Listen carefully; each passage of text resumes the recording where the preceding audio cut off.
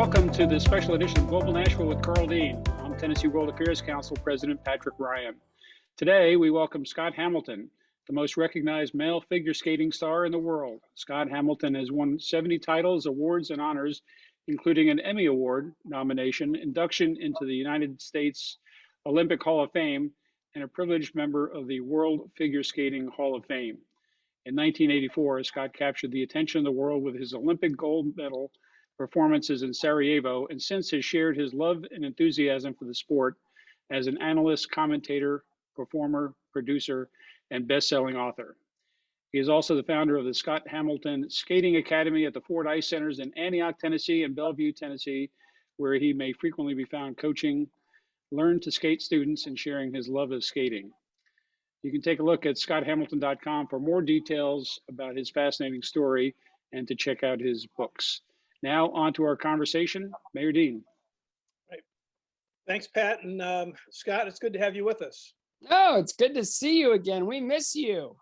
And we loved having you as our mayor. That's for sure. I enjoyed it. And I think one of the great highlights of my time as mayor for me was working with you at the Ford Ice Center. And that's where I am right now. You really? Well, it gives me such pride to think about the fact that we're affiliated with our first real ice center in Nashville that the city's been involved in, and what that means for the people of Nashville, in particular that area of the city. You just made a wonderful contribution to the city. And just thank you. A couple of weeks ago, I saw the Tennessean had a story about you and your contributions to Nashville and what you mean to Nashville. That it's very nice and well deserved. Well, thank you. It's an easy city to fall in love with, and it's such an incredibly generous, welcoming city. It's got so many great qualities. You know, I think I heard it said best that it's big city amenities with small town accountability, and again, just being offered that invitation by the Nashville Predators and you to get involved in the first Ford Ice Center in Antioch. And now Bellevue, it's been just such an upgrade in my life to be able to give back to, figure skating and hockey and all ice sports to be able to, build them and grow them and allow people to fall in love with something that has carried me through my lifetime in so many different ways really just try to grow interest in skating in this community. We just had the U.S. Figure Skating Championships here, which chose our U.S. Olympic team, and how exciting that was to be able to see those skaters assembled on the ice, receiving Gibson guitars, commemorative guitars that will allow them to always remember a very special time they had in Nashville. And none of that would have been possible without the growth in figure skating interest and the Learn to Skate programs that you helped create. And now Nashville's poised to host more and more big events just like that. So really excited about, just being a citizen here and then being able to take my love of sport to, to the city and to the surrounding areas and just allow other people to feel what I felt. And that's just the cool air hitting me in the face and just the challenge of strapping knives to your feet and trying to navigate them. How long have you been in Nashville, Tennessee? Well, we moved here 2006, I believe. Might have been 2005, so almost 16 years, around there. And so tell us a little bit just about your background. Where did you grow up, and how did you get into skating? How did you end up being the Scott Hamilton? Oh, wow. Yeah, it's I'm old now, so it's kind of an involved story, but I was fortunate to be adopted by two school teachers from Northwestern Ohio. A man by the name of Sam Cooper he was a professor at the university where my dad was a professor, and he convinced the athletic department to build an ice skating rink, to have a hockey team and classes for the university.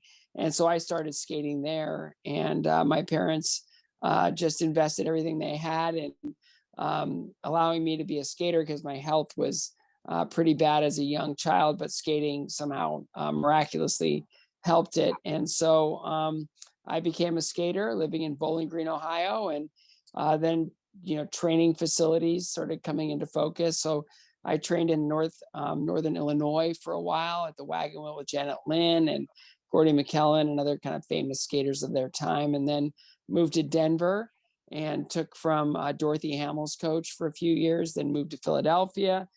Took from a coach that showed incredible interest in me. We moved back to Denver, he and I, and took over that rink when Carlo Fassi moved to the Broadmoor and took back over that program. And so lived in Denver for quite a long time, and then survived cancer and just felt like I needed to kind of step away and figure things out, and ended up in Los Angeles where I met my wife, and we had our first child there, and just kind of felt like maybe it wasn't really the right place for us to raise him.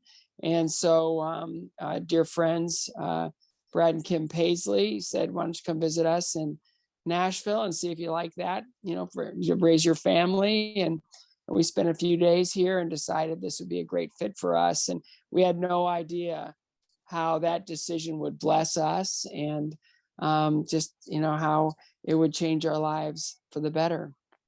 Is sort of the big moment in your career, sort of the takeoff point, was that the Olympics in Sarajevo?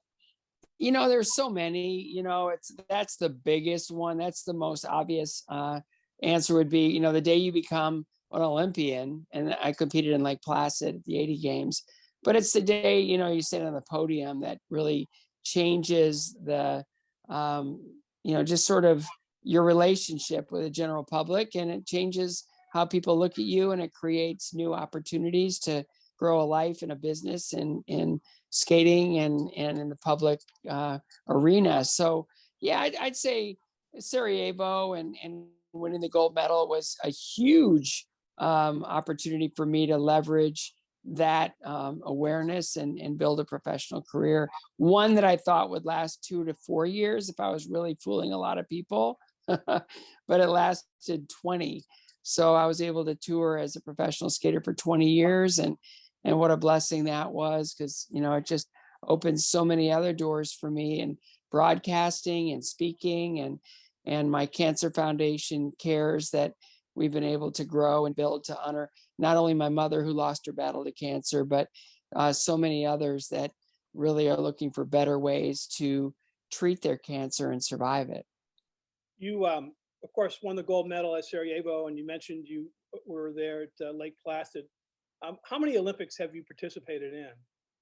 Well, 2 as a competitor, and then I went to 2 as a spectator, Los Angeles and Beijing, and then I broadcast. This will be my 9th one. Wow. I believe it's my 9th one as a broadcaster coming up for the Beijing Games, and it's about to open. Yeah. The Olympics, in terms of, is it the biggest event in your sport? Oh, definitely. Yeah, I think it's, for winter sports especially, it's gigantic. I think the Olympic Games in general, I think the only sport that has more viewership is the FIFA World Cup. But the Olympic Games are really important as a movement in our world, because I think it's the only entity that can tell 2 warring countries to lay down your arms, and they'll do it for 16 days. No other entity can do that. So I think it's the world coming together in peace, in harmony, to not focus on their differences, but to celebrate their uniqueness, to also celebrate youth and excellence and sport, and to celebrate the human condition. The whole idea of being better than you've ever been is a concept I think we can all relate to. And I think the Olympics is one of those shared moments, shared activities, shared, events that really just allow us to celebrate life in ways that inspire us to rise up to our own challenges, and to really see people from other nations and other ideologies differently than just watching the news and all the horrific things that we deal with day to day. Now, as you go, will you be at the Olympics this year? No one is really, except the athletes. I think what you'll see from the coverage from NBC, I'm creating a broadcast bunker in the basement of my house, and I'll be a contributing person on a show called Olympic Ice, and we'll be talking about the Olympics, what's happened and what's about to happen, and it's a fun group of people and a lot of contributors, and people are going to learn a lot about skating as they do every 4 years, and it's going to be a lot of fun. A lot of the Olympics are going to be broadcast out of studio in Stamford, Connecticut, which is kind of the broadcast home of the Olympics summer and winter. That's where all the offices are and a lot of their contributing studios. So they're going to turn that into what would be the International Broadcast Center. I think most of everything is going to be broadcast out of Connecticut. I think sort of, again, what we're dealing with as a global community with COVID and hopefully, seeing this sort of turn into something else, I think offers us optimism, but it's still too soon for all of us to go and be in a country where, things are a lot different than they would need to be in order for us to be able to broadcast these games properly. Do you have any sense of what the highlights might be in the skating? Oh, it's like every Olympics, you're caught off guard. I was totally addicted to curling in the last Olympics. And because I was working so hard, the only event I was able to attend was the women's hockey final, which was exciting. It went down to a shootout between Canada and the United States. And we were down in the 2 attack zone where I like to sit for the Predator games. And it was really fun to look across the ice and to see the American goalie during a shootout with a big, huge, radiant smile on her face. Like she knew exactly how this thing was going to come out. And the Americans came away with a gold medal. And it was really fun to see a rivalry deliver on that promise of being just down to the wire, great game. So I'm a huge hockey fan, as you know, from my dedication. I think it was the second thing I did. First thing I did was buy a house in Nashville. The second thing I did was get season tickets to the Predators because I knew that I wasn't touring anymore and I could actually pull that off. And then after that, it was just golf memberships and things like that. But, it was a priority for me to get hockey tickets. And I love hockey. I grew up with hockey. And my favorite thing at the Olympics is international hockey and all those great rivalries like Russia, United States, Canada, United States. My favorite is Finland, Sweden, because they're neighboring countries that have so much in common. But when it comes to hockey, they absolutely hate each other. And it's so much fun to watch. But yeah, it's the Olympics. So speed skating, figure skating, hockey, the skiing, and all the new kind of more X game type of skiing events that are so exciting and so head to head. And to see the iconic athletes, like Shaun White and Michaela Schifrin and Nathan Chen now favored to win the gold medal in men's figure skating, which is, we're all kind of, I think there's 16 of us now in the club of living, but every Olympic gold medalist ever in figure skating are still alive.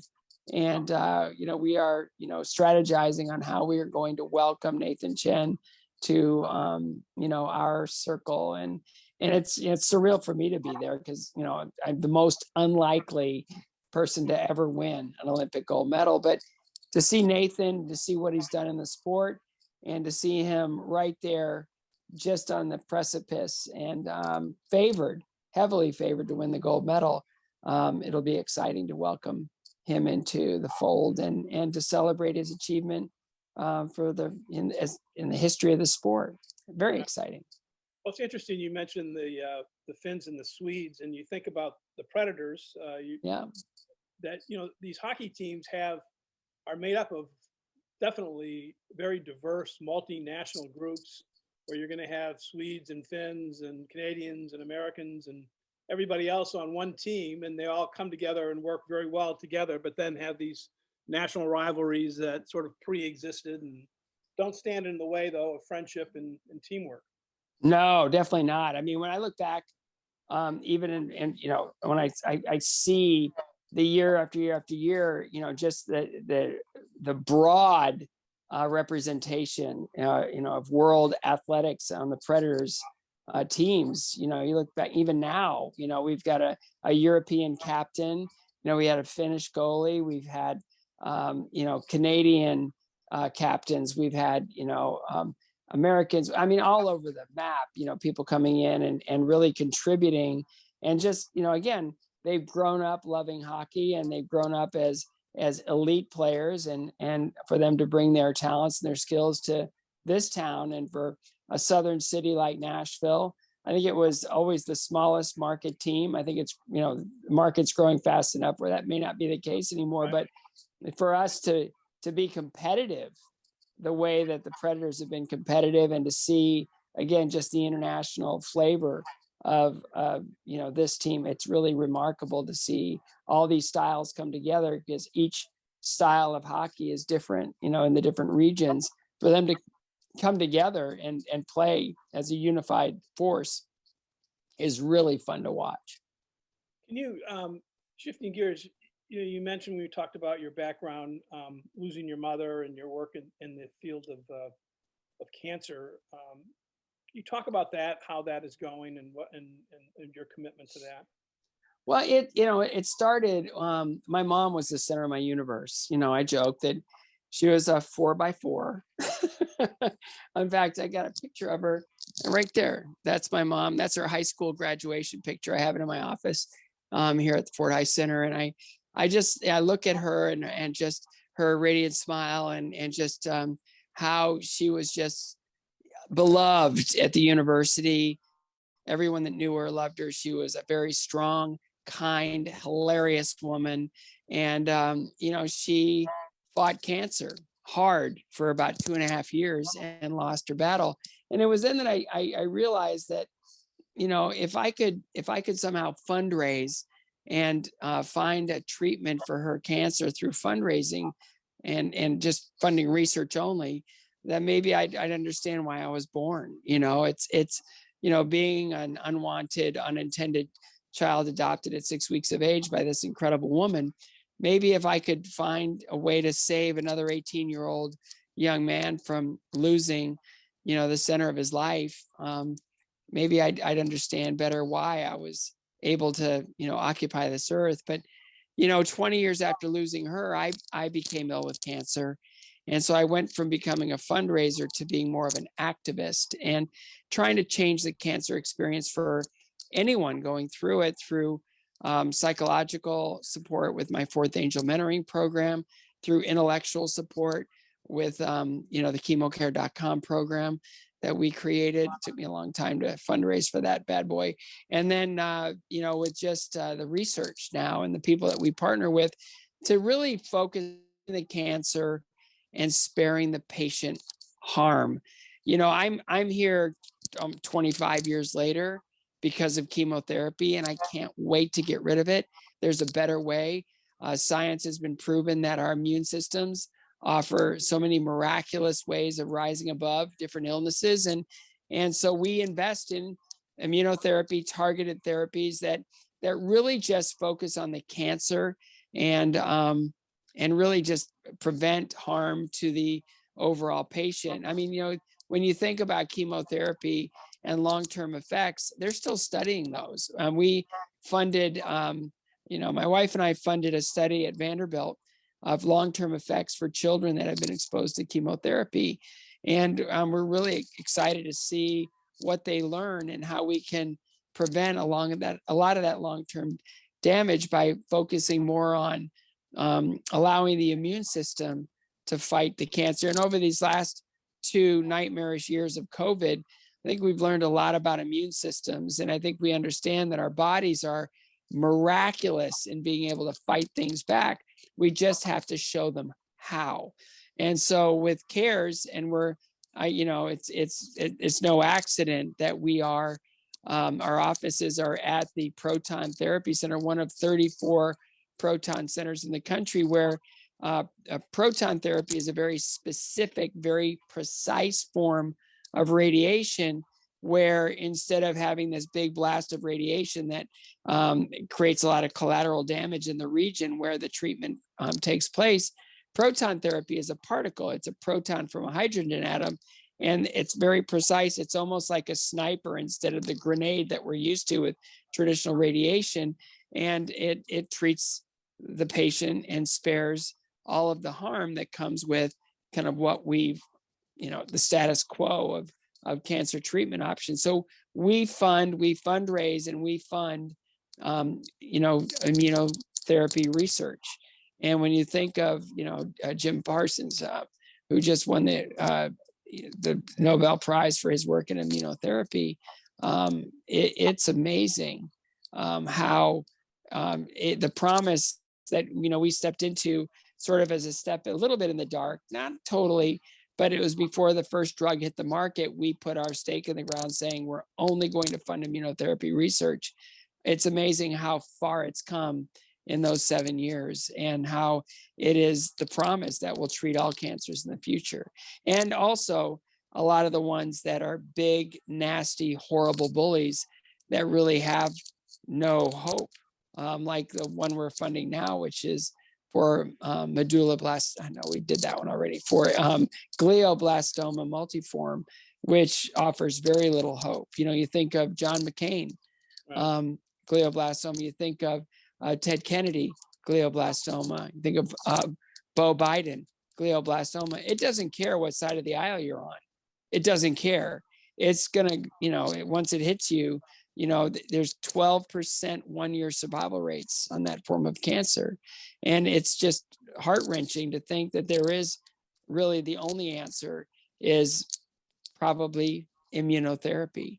And we're investing in that now. It's an expensive one. So we're really hoping that we can leverage relationships and bring more people on board to help us meet our goals, and funding this fully, and raising the bar for people that are really looking for ways to survive this horrible disease. Yeah, well, thank you and your wife, and for all your hard work in this area. It really is. Yeah, she's the brains of the operation, Yeah, I'm just the muscle, right? Yeah.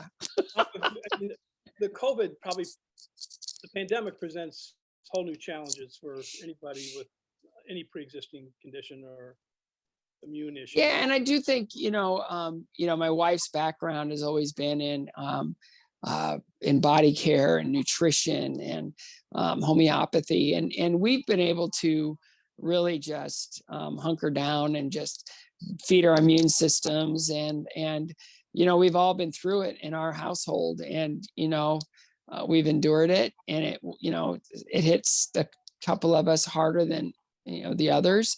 It's definitely not for everyone, but medicine is, they practice medicine, and we do the best we can, but medicine isn't a one size fits all thing. We've got to, and that's what I love about Vanderbilt. They're into really precision medicine that is meant to be individualized, and so they look after each patient as an individual ecosystem, and they try to really treat them in the best way possible, and the best hospitals do just that. It's not just everybody just do this. It's everybody's different. We can stand next to each other, and we have a lot in common, and then we have a lot of things that are unique, and we need to really look at medicine in that way, that we need to teach our bodies how to rise above affliction.